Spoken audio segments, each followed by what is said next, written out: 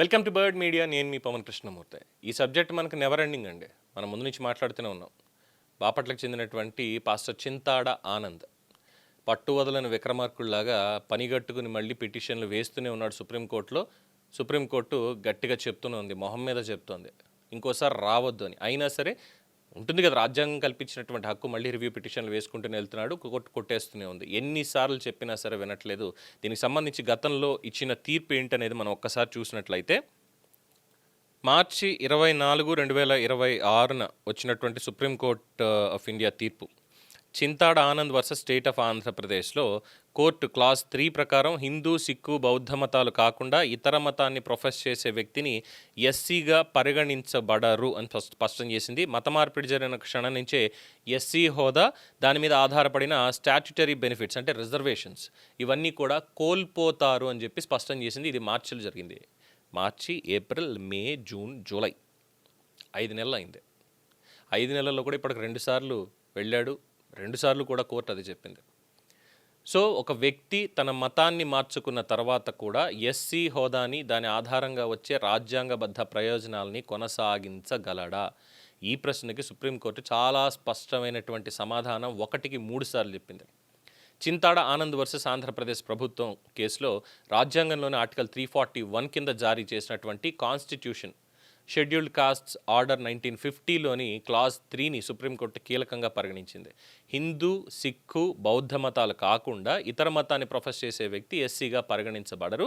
అలాగే ఇతర మతంలోకి మారిన క్షణం నుంచి ఎస్సీ హోదా కోల్పోతారు. ఎస్సీ హోదాపై ఆధారపడిన స్టాట్యుటరీ రిజర్వేషన్, ప్రొటెక్షన్, ఎంటైటిల్మెంట్ ఇలాంటి ప్రయోజనాలు కూడా క్లెయిమ్ చేయడానికి కుదరదు అని తేల్చి చెప్పింది. అంటే ఇక పుట్టుకతో ఎస్సీ, మతం మాత్రం వేరే గుర్తింపు, కానీ రిజర్వేషన్ మాత్రం అలాగే అనే వాదనకి చట్టపరంగా బ్రేక్ పడినట్లే. సుప్రీంకోర్టు ఇక్కడ ఇంకొక కీలకమైనటువంటి అంశాన్ని స్పష్టం చేసింది. కేవలం కుల ధృవీకరణ పత్రం చేతిలో ఉందని ఎస్సీ హోదా వచ్చేయదు. రాజ్యాంగంలోని నిబంధనలే అంతిమం. ఒక వ్యక్తి వాస్తవంగా ఏ మతాన్ని ప్రొఫెస్ చేస్తున్నాడు అన్నది కూడా పరిశీలించాల్సిందే. ఇక అసలు సినిమా ప్రభుత్వాల దగ్గర ఉంది. తీర్పు వచ్చింది, చట్టపరమైనటువంటి స్థానం కూడా స్పష్టమైంది. మరి ప్రభుత్వాలు ఏం చేస్తాయి? ఇదే ఇప్పుడు అసలు ప్రశ్న. ఎస్సీ రిజర్వేషన్ ద్వారా ఉద్యోగాలు పొందిన వాళ్ళు, ఎన్నికల్లో రిజర్వ్డ్ స్థానాల నుంచి ప్రజాప్రతినిధులుగా ఎన్నికైనటువంటి వాళ్ళు, ఇతర స్టాట్యుటరీ బెనిఫిట్స్ పొందుతున్న వాళ్ళ విషయంలో నిబంధనలు సరిగ్గా అమలవుతున్నాయా లేదా అన్నది ఇక్కడ ప్రభుత్వాలు పరిశీలించాల్సినటువంటి అవసరం ఉంది. అయితే ఒక ముఖ్యమైన విషయం, ఇది కేవలం మతం గురించి అనుమానం వచ్చిందని ఎవరి ఎస్సీ హోదానైనా రద్దు చేయడం కాదు. ప్రతి వ్యక్తి కేసును చట్టబద్ధమైన ప్రక్రియలో ఆధారాలతో సమర్థమైనటువంటి అధికారుల పరిశీలనతోనే నిర్ణయించాలి. కానీ నిజంగా మతం మారిన తర్వాత కూడా అర్హత లేకుండా ఎస్సీ ప్రయోజనాలు పొందుతున్న వాళ్ళు ఎవరైతే ఉన్నారో వాళ్ళు ఉంటే వాళ్ళ విషయంలో చర్యలు తీసుకోవాల్సినటువంటి బాధ్యత ప్రభుత్వాలదే ఇక్కడ. ఎందుకనంటే రిజర్వేషన్ అనేది ఎవరి వ్యక్తిగత ఆస్తి కాదు, అది రాజ్యాంగం నిర్దేశించిన సామాజిక న్యాయ సాధనం. అర్హత లేని వ్యక్తి దాన్ని పొందితే అర్హత ఉన్న మరొక వ్యక్తికి అన్యాయం జరిగే అవకాశం ఉంటుంది. ఇదే దానికి సంబంధించి పెద్దిరెడ్డి ప్రసన్న కుమార్ తోటి మనం ఇంటర్వ్యూ చేసాం. ఒకసారి ఆ ఇంటర్వ్యూని మళ్ళీ చూడండి. అందులో చాలా డీటెయిల్డ్గా ఎక్స్ప్లెనేషన్ ఇవ్వడం జరిగింది. ఇక ఇక్కడ కూడా చాలామంది తప్పుగా అర్థం చేసుకుంటున్నటువంటి అంశం ఇంకొకటి ఉంది. ఒక వ్యక్తి క్రైస్తవం లేదా ఇస్లాం లాంటి క్లాజ్ 3లో లేని మతాన్ని స్వీకరించిన తర్వాత తిరిగి హిందూ, సిక్కు లేదా బౌద్ధ మతంలోకి వచ్చాను అని చెప్పడం మాత్రమే సరిపోదు. సుప్రీంకోర్టు చెప్పిన దాని ప్రకారం తిరిగి ఎస్సీ హోదా పొందాలి అంటే పూర్వపు నోటిఫైడ్ కాస్ట్కి చెందిన వాడిని అనేటువంటి విషయం కూడా అక్కడ నిరూపించాలి. తిరిగి ఆ మతాన్ని నిజంగా స్వీకరించాలి. ముఖ్యంగా తన పూర్వపు కుల సమాజం కూడా అతడిని తిరిగి అంగీకరించాలి. ఈ షరతులన్నీ కూడా నెరవేరాల్సిందే. అంటే ఇక్కడ మతం మార్చుకున్న రిజర్వేషన్ పోయింది, మళ్ళీ మతం మార్చుకుంటే రిజర్వేషన్ వచ్చేసింది అనే పిల్లలాట కాదు ఇది. ఇది క్షేత్రస్థాయి వెరిఫికేషన్ కూడా జరగాలి. ఇక్కడి నుంచి ప్రభుత్వాలకే అసలు పరీక్ష మొదలవుతుంది. కుల ధృవీకరణ పత్రాలు ఎలా జారీ చేస్తున్నారు, ఎలా అయ్యాయి, వాటికి సంబంధించినటువంటి రికార్డ్స్ ఏంటి, ఎస్సీ హోదా ఆధారంగా ఉద్యోగాలు, పదవులు, రిజర్వేషన్లు పొందిన వ్యక్తుల అర్హత ఏంటి, మత మార్పిడి జరిగిందనే ఆరోపణలుంటే వాటిని చట్టబద్ధంగా ఎలా పరిశీలించాలి, ఇలాంటి అంశాల మీద ఒక స్పష్టమైనటువంటి పారదర్శకమైనటువంటి వెరిఫికేషన్ మెకానిజం అనేటువంటిది అవసరం. అట్ ద సేమ్ టైం నిజమైనటువంటి ఎస్సీ వర్గాలపై అనవసరమైన వేధింపులు కూడా జరగకుండా సేఫ్ గార్డ్స్ కూడా ఉండాలి. ఎందుకు అనంటే సామాజిక న్యాయం పేరుతో అనర్హులకి ప్రయోజనం ఇవ్వడం ఎంత తప్పో, సామాజిక న్యాయం పేరుతో అర్హుల హక్కులని అన్యాయంగా లాక్కోవడం కూడా అంతే తప్పు. ఇక్కడ అసలు రాజకీయమైనటువంటి ప్రశ్న మొదలవుతుంది మనకి. ఈ తీర్పుని అమలు చేస్తే ఎవరికి నష్టం, అమలు చేయకపోతే ఎవరికి లాభం?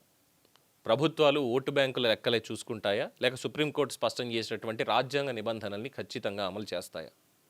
రాజకీయ ప్రయోజనాల కోసం చట్టాన్ని సెలెక్టివ్గా అమలు చేస్తే అది సామాజిక న్యాయం కాదు.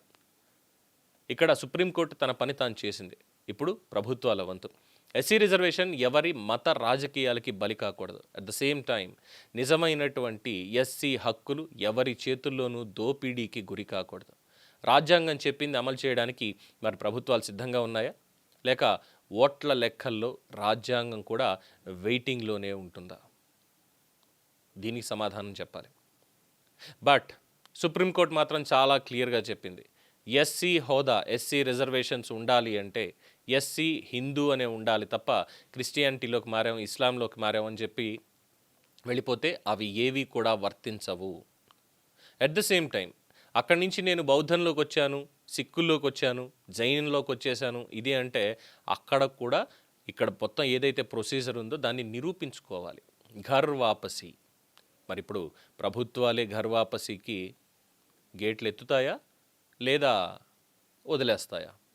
వేచి చూడాల్సిందే. అండ్ ఆఫ్ కోర్స్ ముక్తాయింపు ఏంటంటే FCRA 2.0 ప్రకంపనల్లోకి ఇది కూడా వచ్చి చేరుతుంది. అందుకని చెప్పే పిటిషన్లు రివ్యూలకి వెయిటింగ్లోనే ఉంటున్నాయి, వెళ్తున్నాయి. చూద్దాం సెంట్రల్ గవర్నమెంట్ మరి దీని మీద ఏ విధానాన్ని అమలు చేస్తుందో. అలాగే యాంటీ